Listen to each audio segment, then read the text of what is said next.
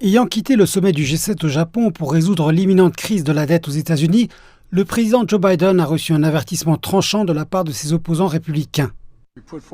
Nous avons avancé une proposition de réduire les dépenses de plus de 1 000 milliards de dollars en plus des près de 3 000 milliards de dollars de réduction du déficit que j'ai précédemment proposé via une combinaison de réduction de dépenses et de nouveaux revenus. À présent, il est temps pour l'autre partie d'abandonner ces positions extrêmes parce que beaucoup de ce qu'ils ont déjà proposé est simplement et assez franchement inacceptable. Le président démocrate a rassuré les dirigeants mondiaux au sommet du G7 qu'ils parviendraient à un accord pour relever les limites d'emprunt des États-Unis, appelé plafond de la dette.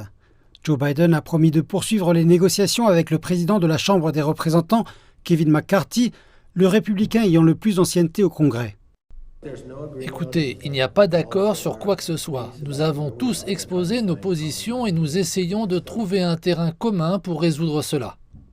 Les démocrates souhaitent relever le plafond de la dette au-delà de sa limite actuelle de 31 400 milliards de dollars. Cependant, les républicains demandent de couper dans les dépenses afin de réduire le déficit croissant, notamment en liant l'éligibilité aux soins de santé, financés par le gouvernement, à des exigences de travail. Le département du Trésor a prévenu que si le plafond de la dette n'était pas relevé d'ici le 1er juin, cela pourrait entraîner l'arrêt des activités du gouvernement américain, ce qui aurait de graves répercussions sur l'économie mondiale.